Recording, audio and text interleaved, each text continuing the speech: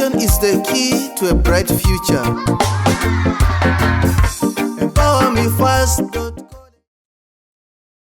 Welcome to our lesson for the second semester assignment on soap making. My name's Anne. In this lesson, you'll learn how to make handmade soaps. By making your own soaps, you can prevent plastic waste. Plastic is harmful for animals, plants, and us. There are tons of plastic in the lakes, rivers, and oceans, harming sea life and humans. Animals eating plastic by mistake can die. Plastic particles in our drinking water and in the air. Drinking and breathing plastic particles can lead to serious health issues. Also, the production of plastic pollutes our water and air, uses a lot of energy and resources, and burning plastic waste leads to air pollution with toxic fumes and adds to the CO2 emissions which contribute to climate change. By making your own soap, it's not only better for your skin and health, as you only use natural materials and NHO, you can also use up materials such as oils and fats and save money.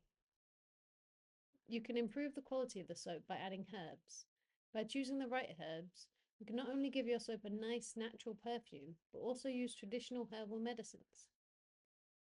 Both the natural perfume and herbal remedy improves the quality of the soap, which is a great selling point. So let's start going towards a more sustainable future in your very own ecopreneurship project.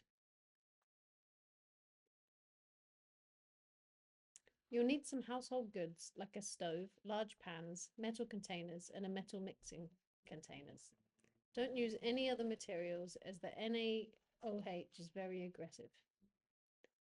You also need a precision scale. You'll also need mixing utensils, a precision scale, gloves, protective clothes, face mask, and goggles. You can write down how much of each material you used and best prepare a spreadsheet for this.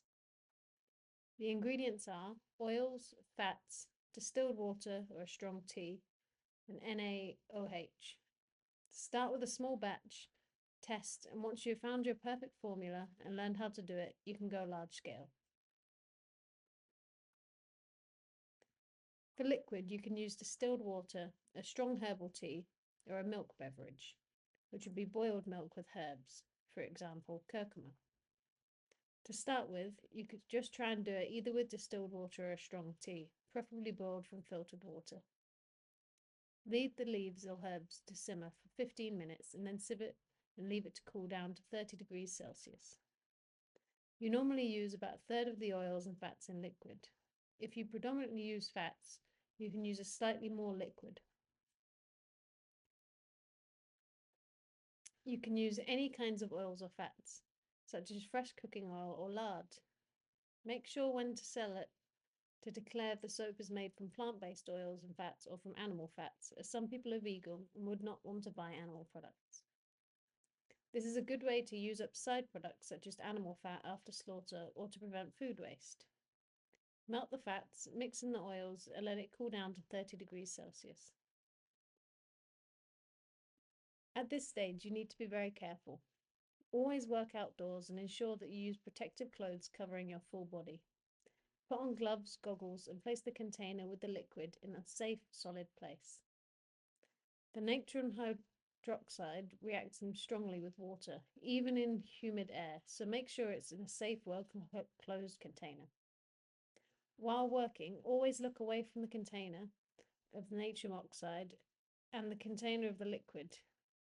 Carefully stir it, the NHO, and close the container the rest of the way with the NaOH swiftly. The liquid will heat up. Let it cool down to 30 degrees Celsius. Place the container with the oils and fats on a safe surface. Now carefully add the NaOH liquid mix. Stir until it starts to thicken and it will look like a cream.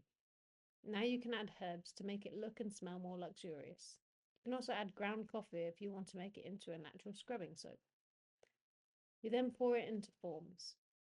Carefully and diligently clean all utensils, and it's better not to use them in the kitchen, but to keep them for soap making. Leave it to dry and harden in a cool, airy place. After 24 hours, you can take them out of the forms and leave them to dry in a cool, airy place. You can test it by placing the tip of the tongue on it. If it isn't prickly, but only tastes like soap, it's ready. If you use a large form, you can now cut it using a hot, sharp knife. Now your soap is ready for use or sale. Sales tip: it will sell best if your soap is wrapped nicely.